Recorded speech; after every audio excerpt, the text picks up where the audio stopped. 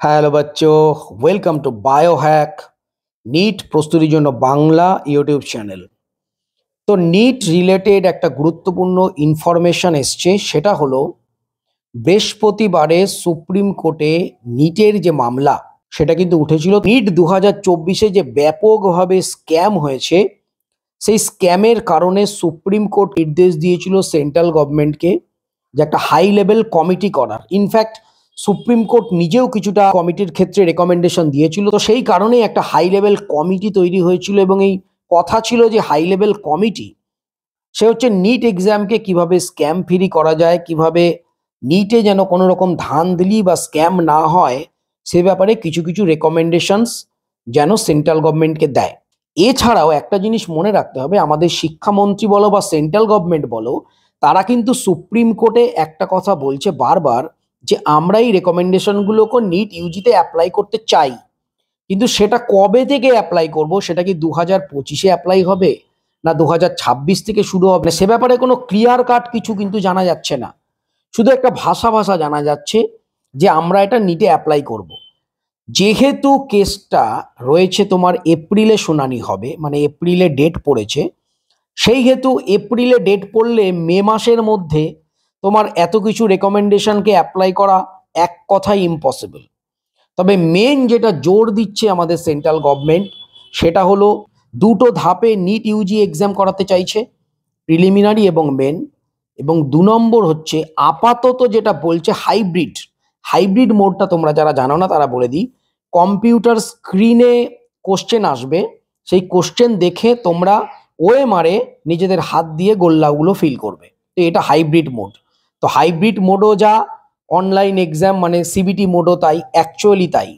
তো দেখো, আলটিমেটলি এই যে নিউজ আর্টিকেল, সেখান থেকে যেটা মেন ভ্যালিড পয়েন্ট উঠে আসছে সেটা কি, সেটা হলো সেন্ট্রাল গভর্নমেন্ট চাইছে এই হাই লেভেল যে কমিটি, রাধাকৃষ্ণন যে কমিটি, তারা যে সমস্ত রেকমেন্ডেশন দিয়েছে নিট পরীক্ষাকে আরও সুন্দরভাবে আরও স্ক্যাম ফ্রি করার, তো সেন্ট্রাল গভর্নমেন্ট সেই সমস্ত রেকমেন্ডেশনকে বাস্তবায়িত করতে চায়, তারা সেগুলো নিটে অ্যাপ্লাই করতে চায়। তো এই ব্যাপারটা সুপ্রিম কোর্টে আমাদের যে সলিসিটর জেনারেল তুষার মেহতা তিনি বলেছেন, এবং সুপ্রিম কোর্টে তিনি আরও বলেছেন যে আমরা 6 মাস পর এই যে হিয়ারিং তার ডেটটা রাখতে চাই। মহামান্য সুপ্রিম কোর্ট যেটা বলেছে 6 মাস নয়, 3 মাস বাদে এপ্রিল মাসে এই হিয়ারিংটা সুপ্রিম কোর্ট শুনবে। তার মানে ডেট পড়বে এপ্রিল মাসে। তো এপ্রিল মাসে যদি ডেট পড়ে, এবার নিশ্চয়ই 1টা থেকে 2টো হিয়ারিং হবে। কিছু কিছু ভ্যালিড পয়েন্ট, সব থেকে গুরুত্বপূর্ণ এই সমস্ত রেকমেন্ডেশনের মধ্যে যেটা মেন স্টুডেন্টদের ক্ষেত্রে প্রবলেম হবে, সেটা হচ্ছে অ্যাটেম্প লিমিট। তোমরা জানো অ্যাটেম্প লিমিট এবং এজ লিমিট এই দুটোই অ্যাপ্লাই করতে চেয়েছিল সেন্ট্রাল গভর্নমেন্ট 2017 সালে। সুপ্রিম কোর্টে দীর্ঘদিন কেস চলার পর সুপ্রিম কোর্ট এজ লিমিট এবং অ্যাটেম্প লিমিট তখন 3বার অ্যাটেম্প্ট করেছিল, এজ করেছিল 25 বছর। তো এজ লিমিট এবং অ্যাটেম্প লিমিট দুটোই কিন্তু সরিয়ে দিয়েছিল নিট এক্সাম থেকে, মানে কোনো এজ লিমিট অ্যাটেম্প লিমিট থাকবে না। যেহেতু আবার অ্যাটেম্প লিমিট করতে চাইছে, তাহলে সুপ্রিম কোর্টের যে জাজমেন্ট তার এগেনস্টে কিন্তু কোনো কিছু করতে চাইছে। তো যখনই সুপ্রিম কোর্টের জাজমেন্টের এগেনস্টে গিয়ে অ্যাটেম্প লিমিট লাগাবে, তাহলে নিশ্চয়ই সেটা একদিনেই হিয়ারিং শেষ হয়ে যাবে না। কেননা যখনই সেন্ট্রাল গভর্নমেন্ট এটা অ্যাপ্লাই করতে চাইবে, বিশেষ করে অ্যাটেম্প লিমিটের কথা বলছি আমি, বাকিগুলো বাদ দাও, তখনই কিন্তু সুপ্রিম কোর্টে কাউন্টার কেস হবে, কাউন্টার অনেক বেশি পিটিশন জমা পড়বে। তো তখন কিন্তু আবার নতুন করে হিয়ারিং হওয়ার সম্ভাবনা থাকবে। যদিও আমার পার্সোনাল ধারণা নিটে কোনো দিনই এই অ্যাটেম্প লিমিট বা এজ লিমিট লাগু হবে না, তাও আমি বলছি এই যে রেকমেন্ডেশনগুলো তার মধ্যে সব থেকে গুরুত্বপূর্ণ রেকমেন্ডেশনস কিন্তু অ্যাটেম্প লিমিট, যেটা কিন্তু স্টুডেন্টদের সঙ্গে ডাইরেক্ট ওতপ্রোতভাবে জড়িত। তো সুতরাং এটা একটা পয়েন্ট। তো সুপ্রিম কোর্ট যদি কেসটা এপ্রিল মাসে শোনে, আরও যদি 2-1টা হিয়ারিং পড়ে, তাহলে এই যে রেকমেন্ডেশনগুলো কবে অ্যাপ্লাই হবে, 1 মাসের মধ্যে এত কিছু অ্যাপ্লাই করতে পারবে না।